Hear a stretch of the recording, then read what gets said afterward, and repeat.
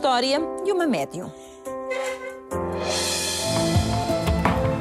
Nunca conheci a minha bisavó, mas a minha mãe falava muito dela. Era conhecida lá, como rezando o terço, ajudando as pessoas. Claro que as pessoas sentiam muito melhor quando lá iam. Acredito perfeitamente que o dom que eu tenho vem da minha bisavó, sem dúvida alguma que vem dela. Quando eu era criança, eu apercebia-me que tinha certas coisas, certas visões, passavam-se coisas que não... com as outras crianças que eu via que elas não tinham. Eu via os vultos quando vinha da escola, no rio, via as ondas quando no inverno as ondas, o rio enchia e via bocas, por exemplo, a gritarem. Eu desmaiava muitas vezes, mas ainda hoje desmaio, muitas vezes, e eu ficava assustada.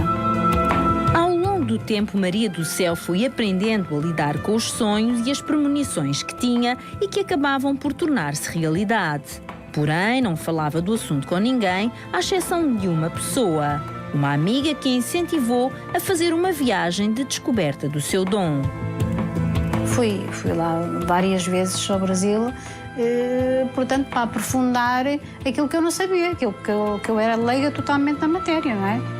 E claro que fui lá indo várias vezes e cheguei cá com muito mais aprendizagem, com muito mais saber, como é que se faziam certas coisas. E é desde os 30 que recorre a um pêndulo, ao tarô, à leitura das mãos e à capacidade mediúnica para ajudar os outros. Cada pessoa tem um assunto, tem uma dificuldade, tem um problema, não são todos iguais, são montes de coisas diferentes e eu ajudo, mas ajudo mesmo a sério, até eu não poder mais. A minha convidada já está aqui comigo. Olá, Sinha. Olá, muito boa tarde. Fátima, boa tarde. Apesar do nome Maria do Céu Brito, a Maria do Céu pediu-me, Fátima, trate-me por Sinha, que é o meu nome profissional, e assim que as pessoas me conhecem. Sim, e assim sim, será. exatamente. Como pediu, é como vai Muito acontecer. obrigada. Agora, Sinha, nós ouvimos aqui na reportagem que, no caso da Sinha, cresceu a ouvir a sua mãe falar destes dons, ou deste dom que tinha a sua bisavó, ou seja, Sim. deste contacto especial que ela tinha com as pessoas. Sim, exatamente, sim. E acha que de alguma forma foi a Sinha que foi herdar, se é que se pode falar disto, deste modo? Sim, quer dizer, eu logo à partida quando nasci era uma criança diferente, muito diferente. Mas em que aspecto? Nasci muito fraca, doente, com muitas dificuldades, pronto, era muito... Era uma criança muito frágil mesmo, muito doente. Que não tinha nada a ver com os seus irmãos nesse aspecto? Não tinha. E tive muitos problemas com isso. Eu lembro-me que uma vez eu tinha os meus, talvez 3, 4 anos, e o meu pai sai comigo de casa e vamos junto a uma senhora idosa que morava lá ao pé de casa. E essa senhora idosa dizia, António, esta tua filha não vinga, é como se dizia, sim, como dizia antigamente. Antigamente era assim que se falava. E não vinga, e o meu pai, claro que ele jamais poderia aceitar uma coisa ao contrário, disse, ainda há de ver que não há de conhecer. Mas essa senhora disse, então tu enganaste-te no nome que puseste à tua filha, porque tu devias ter posto a Nossa Senhora dos Remédios. A Nossa Senhora dos Remédios em vez de Maria do Céu. Como estava sempre doente, se calhar era por isso que ela fazia esta associação, não é? Era a Nossa Senhora dos Remédios. Agora, diz assim, com muita consciência e também com muitas memórias, que sempre se sentiu diferente. Diferente na sua saúde, na sua fragilidade. Exatamente, muito frágil. E também nas coisas que vivia, porque provavelmente algumas das coisas que viveu muito precocemente, se calhar nem se sentia à vontade para partilhar, com receio do que dissessem. Não, de todo. Eu me sentia à vontade, jamais. porque apesar da minha bisavó ter sido uma pessoa muito especial, uma pessoa que ajudava muito as pessoas... Com as rezas que fazia, não é? Com as rezas e com a Bíblia. Ela utilizava muito a Bíblia e ajudava muitas pessoas. A minha avó era uma pessoa muito inteligente. Já naquela altura ela é quem dava o terço, é quem puxava as crianças para a aprendizagem cristã, lhe dava a catequese.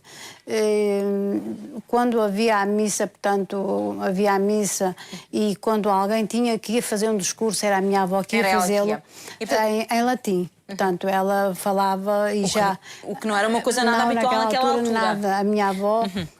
portanto, a minha bisavó era uma pessoa super inteligente, muito especial e muito inteligente. Sinha, uma coisa é certa, a Sinha teve uma infância, apesar destas fragilidades, segundo percebi, uma infância feliz, ou seja, nasceu numa família onde foi bem amada, muito acarinhada. Sim, isso é verdade. Mas depois foi colecionando ao longo do tempo episódios marcantes, situações que se lembra até hoje. Sim. Destaque-me uma situação que tenha vivido e a idade em que tinha, daquelas que ainda hoje a faz respirar fundo como respirou agora. Diga lá. Pois. Sim, eu percebi. Eu tenho várias situações que me aconteceram. Uma delas é aquela do Rio que eu falei na entrevista. Sim. Que foi um horror. Mas antes disso houve uma outra... tinha meus 6, 7 anos. Houve uma outra em que havia uma senhora idosa lá na freguesia, e essa senhora idosa tinha problemas mentais. O que é que acontecia? Ela às vezes era muito brusca connosco, nós às vezes miúdos fugíamos, outra vez, pronto... E eu lembro-me de uma vez que eu venho da escola, ela vem direita a mim e ela diz-me, dá-me comer. Porque era hábito de nós miúdos, dávamos-lhe comer à hora do almoço.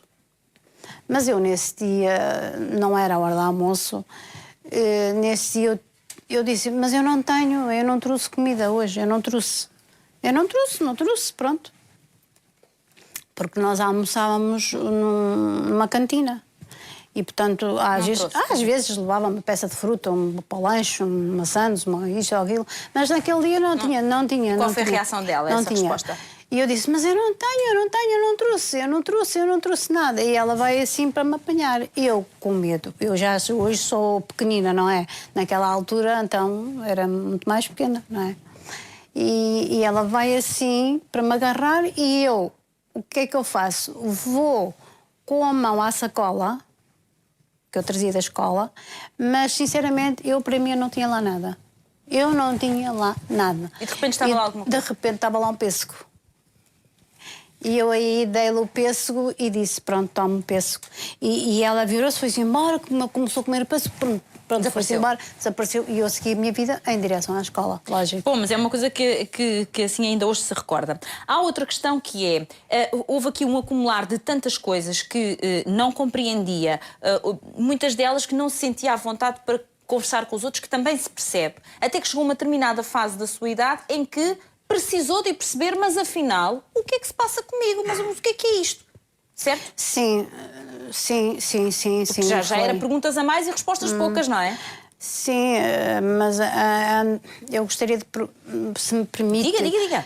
Eu gostaria de frisar uma situação que me aconteceu na missa. Portanto, os meus pais eram muito católicos, nós todos éramos muito católicos, e eu gostava de ir à missa, pronto, íamos todos à missa, ao qual eu comecei-me a sentir muito mal na igreja.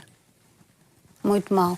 Começava a ver coisas à roda, a ver vultos, a ver, sei lá, muita coisa, e eu sentia muito mal. Começava a suar, a transpirar, e eu não tinha maneira, era fugir da igreja. E há uma vez que eu caio mesmo na calçada, aquilo, portanto, é a calçada portuguesa, e bato com a nuca e, portanto, deitei muito sangue e até há uma coisa curiosa porque foi lá à farmacêutica e pôs-me oxigenada naquela altura. Usava-se, eu tinha o cabelo muito comprido, muito grande e então a oxigenada fez espuma e eu disse, mas o que é que aconteceu, meu Deus, o que é que aconteceu? Quando eu acabei... Portanto, voltou assim? Sim, de desmaiar. Bom, são episódios que realmente assim aguarda até hoje. Já vamos saber o que é que aconteceu depois, até porque há um momento em que ela sente necessidade de ir para o Brasil à procura de respostas e, no fundo, de ensinamentos para depois conseguir conduzir a sua vida de outro modo. Agora, quero recordar aqui os nossos espectadores que estamos, então, com a possibilidade de receber aqui as suas inscrições para logo a seguir o presentearmos com os valores que temos em cima da mesa no que toca